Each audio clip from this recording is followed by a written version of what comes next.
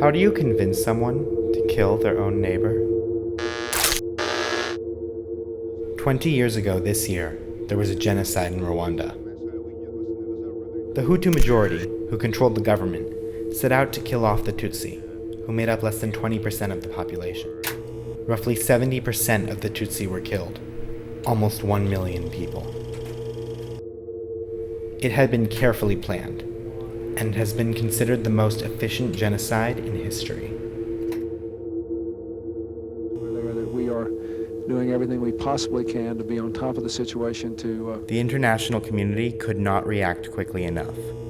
What makes the genocide against the Tutsi truly horrifying, however, is who was involved.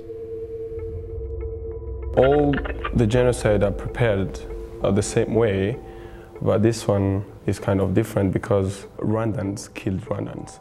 They were living together, sharing everything, same culture, same language, same everything. The genocide was carried out by the Interahamwe, a militia including some soldiers but mostly made up of civilians. The Hutu, when they were planning the genocide, they trained women to kill women. They trained old men to kill old men, and they trained children to kill children. It's reckoned that something like 92% of people in Rwanda actually witnessed the genocide. They saw people being chopped up in front of them. So how did this happen? How can regular people become willing to kill their neighbors? People who are just like them? The answer is something we are all frighteningly susceptible to. Propaganda spread by the media. Appears that much of this is directed toward particular ethnic groups. People die every day. The role of the propaganda was huge. It's actually one of the steps of preparing a genocide. Genocide is defined by the 1948 Genocide Convention as the intent, and that's the important bit, the intent to destroy in whole or in part a racial group, an ethnic group, a religious group.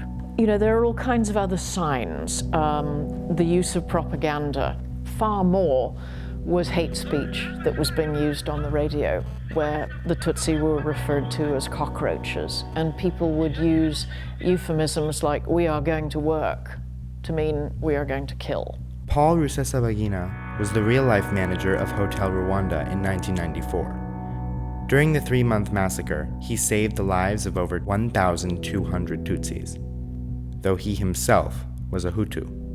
His gun on my head, given orders to kill all of those people, cockroaches, as they qualify them, and tell me that you are lucky.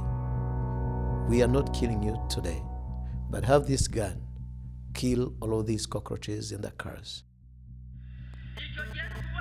Radio broadcasts barked the command, "Cut the tall trees," referring to the Tutsi, who were generally taller than the Hutu. The words meant sever their hamstrings, so they could not flee from certain death.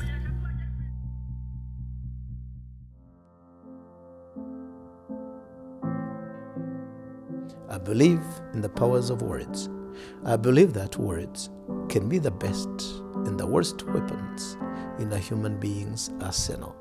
With the words you can save lives, and with the words we can kill lives. Sharper than machetes, faster than bullets, words are powerful weapons.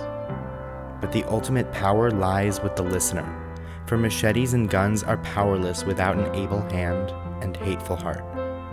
Our propaganda filter always needs to be on, for it's so easy to get intoxicated by strong voices and powerful rhetoric.